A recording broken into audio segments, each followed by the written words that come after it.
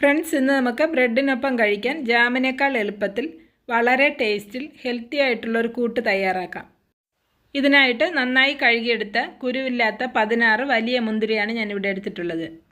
അതിൻ്റെ പകുതി, അതായത് 8 നല്ല സോഫ്റ്റ് ആയിട്ടുള്ള ഈന്തപ്പഴവും 1/2 ഗ്ലാസ് വെള്ളവും കൂടെ നന്നായിട്ട് അരച്ചെടുക്കുക. ഒരു പാനിലേക്ക് ഒഴിച്ച് തിളച്ച് തുടങ്ങുമ്പോൾ 1/2 സ്പൂൺ പഞ്ചസാര ഇട്ട് കൊടുക്കുക. ഈന്തപ്പഴവും മുന്തിരി ആയതുകൊണ്ട് തന്നെ അത്യാവശ്യം മധുരം ഉണ്ടാകും. മധുരം കൂടുതൽ വേണമെന്നുള്ളവർ പഞ്ചസാര ചേർത്താൽ മതി.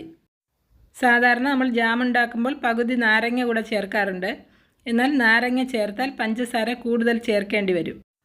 ജാമിൽ നമ്മൾ നാരങ്ങ നീര് ചേർക്കുന്നത് അത് കട്ടിയായി പോകാതിരിക്കാൻ വേണ്ടിയിട്ടാണ്. ഇതിൽ അങ്ങനെ ചേർക്കേണ്ട ആവശ്യമില്ല.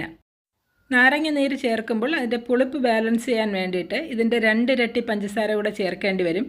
അതിനേക്കാളും ഇതുപോലെ തയ്യാറാക്കുന്നതാണ് കൂടുതൽ ഹെൽത്തി. പ്രിസർവേറ്റീവ്സ് ഒന്നും ചേർക്കാത്ത ഹെൽത്തി ആയിട്ടുള്ള ജാമിൻ്റെ വീഡിയോയും മുമ്പ് അപ്ലോഡ് ചെയ്തിട്ടുണ്ട്.